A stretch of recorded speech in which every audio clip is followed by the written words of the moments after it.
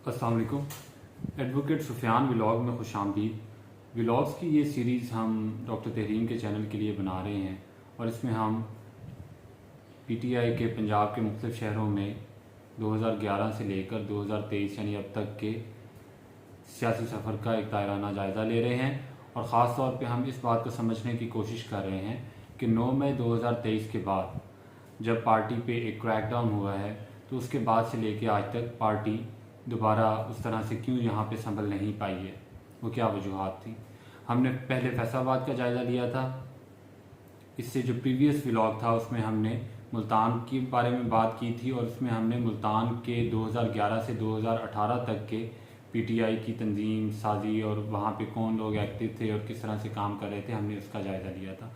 आज हम बात करेंगे कि अब 2018 का जब इलेक्शन आ जाता है और उसके बाद हुकूमत कायम होती है और 2022 तक और तकरीबन जनवरी 2023 तक जब सूबाई असम्बली तहलील हुई तब तक मुल्तान में क्या होता रहा।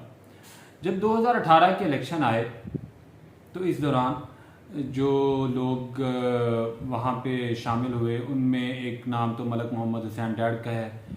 मलक मोहम्मद हुसैन डैड ये पहले पाकिस्तान पीपल्स पार्टी में रहे, ये फैमिली पीपल्स पार्टी में हुआ करती थी, फिर ये तहरीक इंसाफ में आ गए। ये वाया जहांगीर तरीन आए थे और ये टिकट लेना चाहते थे मुल्तान शहर से। अब मुल्तान शहर और मुल्तान की जितनी भी मामलात थे, हमने कल भी आपसे इस बारे में पिछले व्लॉग में अर्ज़ किया था कि वो सारे के सारे मामलात शाह महमूद कुरैशी देखा करते थे और उसमें जहांगीर तरीन की इनपुट ना होने के बराबर हुआ करती थी। खैर, मलक मोहम्मद हुसैन डैड शामिल हो गए। जब टिकटें देने का मरहला आया तो उन्हें टिकट नहीं मिल रही थी शहर के कौमी असम्बली वाले हल्के से, तो अब वहाँ पे बड़ा मसला बना हुआ था। ये फिर मलक मोहम्मद हुसैन डैड ने ये किया था, आपको याद होगा, बनी गाला के बाहर ये 4-5 बसेस भर के अपने वोटर और सपोर्टर्स की ले गए थे। और वैसे तो इमरान खान कहा करते हैं कि मैं ब्लैकमेल नहीं होता और ऐसी की तैसी मुझे कोई ब्लैकमेल करके दिखाए, लेकिन फिर वो धरना कोई ऐसा कामयाब धरना एक समझा जाता है जो बनी गाला के बाहर मलिक मोहम्मद हुसैन डैड ने दिया था कि उस धरने के प्रेशर में आके सुना कि इमरान खान साहब ने शाह महमूद कुरैशी को भी मना लिया और फिर मलक मोहम्मद हुसैन डैड को जो कौमी असम्बली की टिकट थी वो दे दी गई थी और फिर वो मलक मोहम्मद हुसैन बाद में जीत भी गए थे। और ये मलक मोहम्मद हुसैन वही हैं जो बाद में जो पीटीआई के जो लोग अलहदा हुए थे इमरान खान साहब पे अदम एतमाद के वक्त, ये साहब भी उनमें शामिल थे। वजह इन्होंने ये बताई थी कि शाह महमूद कुरैशी ने मुझे चलने नहीं दिया 3-3.5 साल। खैर, ये तो चलता है सियासत में। अच्छा, और 2018 के इलेक्शन में हम अगर बात करें कि जो शाह महमूद कुरैशी साहब जीत गए थे, अब मुल्तान की टोटल 6 नशिस्तें बनती हैं, 3 नशिस्तें उसमें से शहर की हैं, एक शहर वाली पे मलक मोहम्मद हुसैन डैड जीत गए थे और 2 जो शहर वाली थी उन पे एक पे शाह महमूद कुरैशी खुद जीत गए थे और दूसरी पे जैन कुरैशी जीत गए थे जो शाह महमूद कुरैशी के बेटे हैं। अच्छा, जैन कुरैशी वाली सीट पे हम आपको बताएंगे वहाँ पे बड़ा ज़बरदस्त मुकाबला हुआ था और चंद 100 वोटों से अली मूसा गिलानी इलेक्शन हार गए थे। बस बैड लक हुई और वो फिर जैन कुरैशी जीत गए।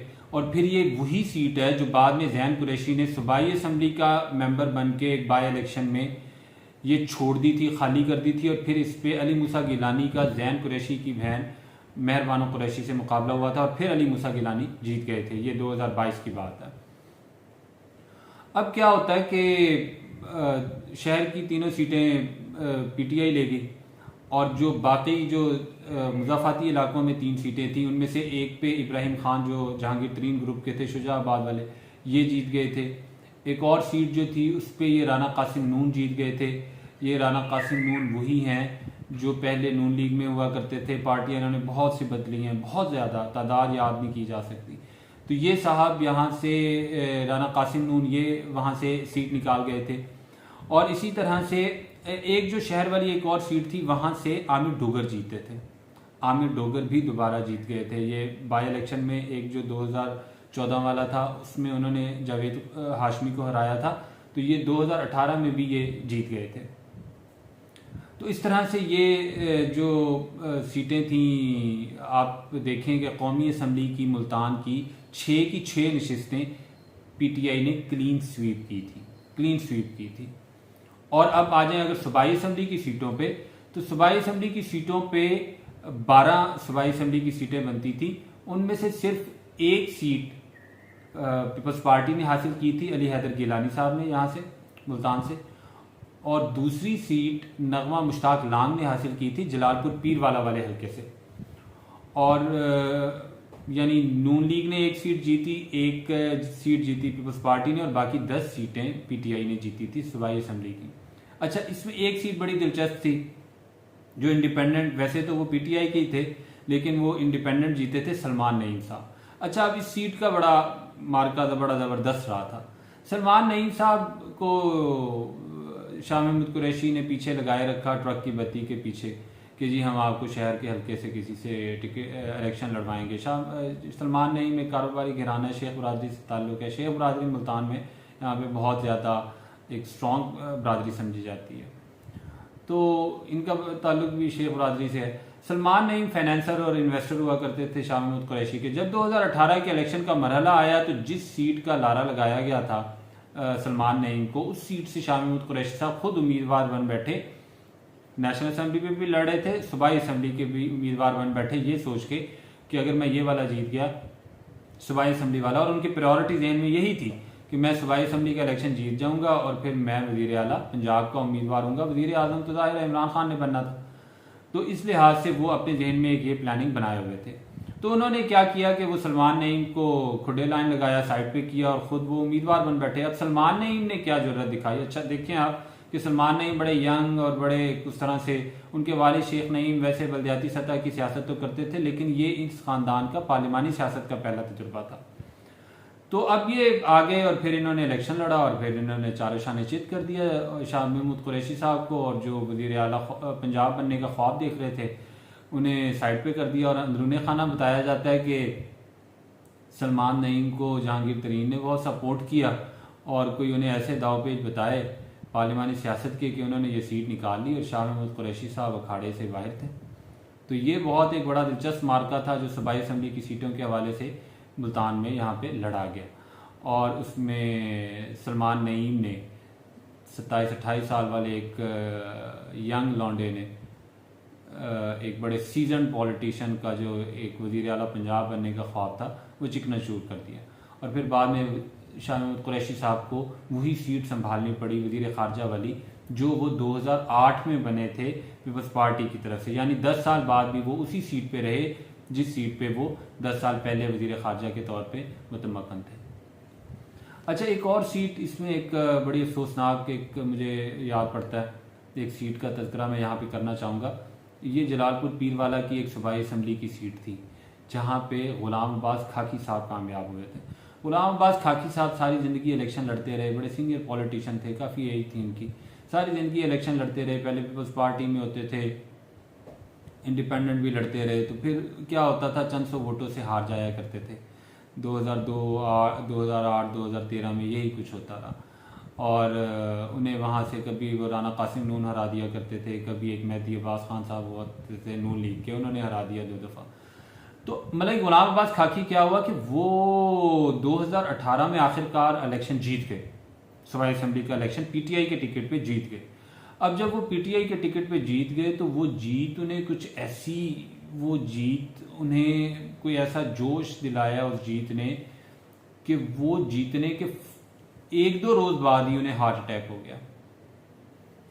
तो फिर क्या हुआ कि वो उसी वजह से उन्हें हॉस्पिटलाइज हो गए वो, और उधर ही हॉस्पिटल में ही वो दाग़े मफाक़त दे गए और उन्होंने दाई अजल को लब्बैक कहा और वो हलफ नहीं उठा सके थे।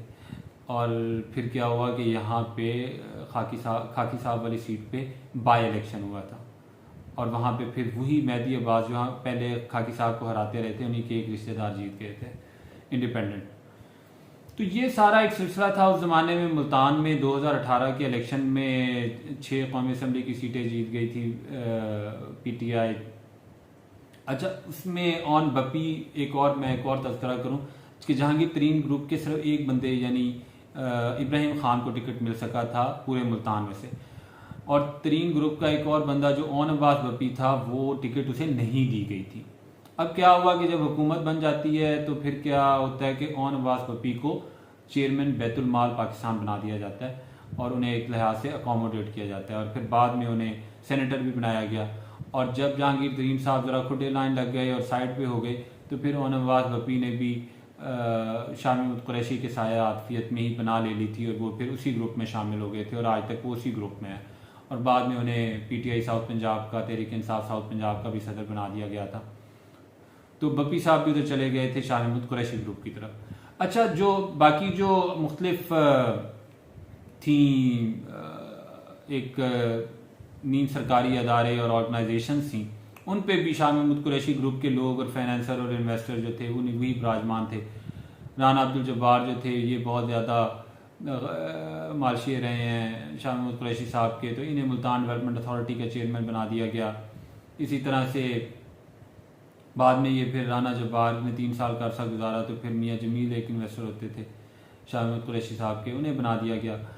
और वासा का भी इसी तरह से शाह महमूद कुरैशी साहब के ग्रुप के लोग ही रहे। मार्केट कमेटी मुल्तान के अगर चेयरमैन देखे जाएँ तो वो भी साहब जो शेख कासिम साहब थे, बल्कि सॉरी शेख ताहिर साहब थे मार्केट कमेटी मुल्तान के चेयरमैन, तो वो शाह महमूद कुरैशी ग्रुप के थे। और ये इन्हें शाह महमूद कुरैशी साहब ने शेख सलमान नईम को जिज करने के लिए बनाया था, चूँकि ये उनके रिश्तेदार भी थे और अंदरूनी खाना ये उन्हें मुखालिफत भी करते थे। तो ये सलमान नईम को एक ज़रा टॉर्चर करने के लिए मेंटली शेख ताहिर को बनाया गया था चेयरमैन मार्केट कमेटी।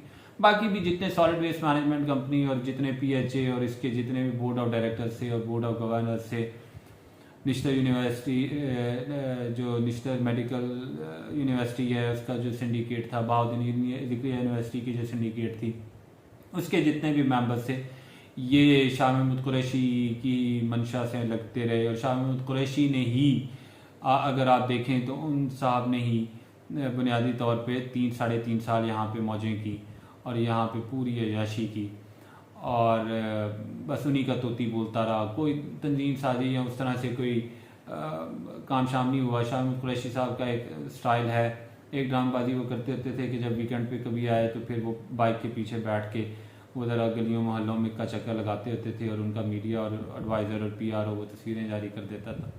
तो शाह महमूद कुरैशी साहब की हद तक ये ड्रामेबाजी थी। बाकी पीटीआई की तंजीम का कोई हाल नहीं था।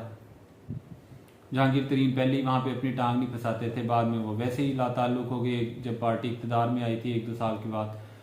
तो पीटीआई का बस वहाँ पे बेड़ा गर्क ही था और कोई हाल नहीं था यहाँ पे मुल्तान में। और फिर उसका खमियाजा भुगतना पड़ा जब वक्त आया पीटीआई पे बुरा, तो फिर यहाँ पे तो कोई बात करने वाला और निकलने वाला नहीं था। और यही था 2018 से तकरीबन 2022 और 2023 तक का अरसा। अच्छा, इसमें एक और बताएं कि जब सलमान नईम को एक नाअहल कर दिया गया था तो उनकी सीट पे एक बाई इलेक्शन हुआ था 2022 में।